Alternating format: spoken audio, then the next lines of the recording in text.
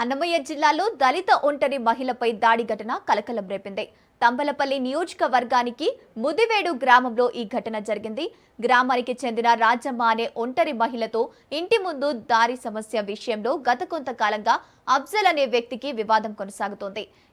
ఈ క్రమంలో అఫ్జల్ ఇంట్లోకి చొరబడి రాజమ్మను కులం పేరుతో దూషిస్తూ దాడి చేసినట్లు బాధితురాలు ఆరోపిస్తున్నారు. దాడిలో గాయపడిన రాజమ్మ ప్రస్తుతం మదనపల్లె ప్రభుత్వ జిల్లా ఆసుపత్రిలో చికిత్స పొందుతోంది.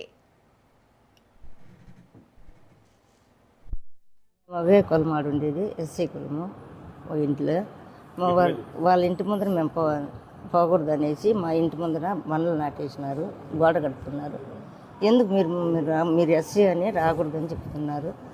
అంతలాగే వాళ్ళు అఫ్జల్ అనే పిల్లోడు వచ్చి మా ఇంట్లోకి వచ్చి కూర్చోంటే నా కూతురు నేను కూర్చోంటే వస్తానే ఎగిరి తన్నాడు. రొమ్ము తన్ని సార్, తన్ని బయట పట్టు లాగినాడు సార్, బయట పట్టు రాయిల్ లాగినాడు సార్. మమ్మల్ని లాగేసి మీరు ఎక్కడ తిరుగుతారు, ఇక్కడ తిరగకూడదు, మీరు ఇంట్లోనే ఉండకూడదు అని చెప్పినారు సార్. మాకు చాలా ఇబ్బంది పెట్టినారు సార్. వాళ్ళు మీరు ఇంట్లో ఉండకూడదు, మీ క్యాస్ట్ ఎక్కడ తిరగకూడదు అన్నారు సార్. మీరు ఇల్లు అమ్ముకొని ఫోన్ ఏమన్నా చేసుకుని చెప్పినారు సార్. మాకు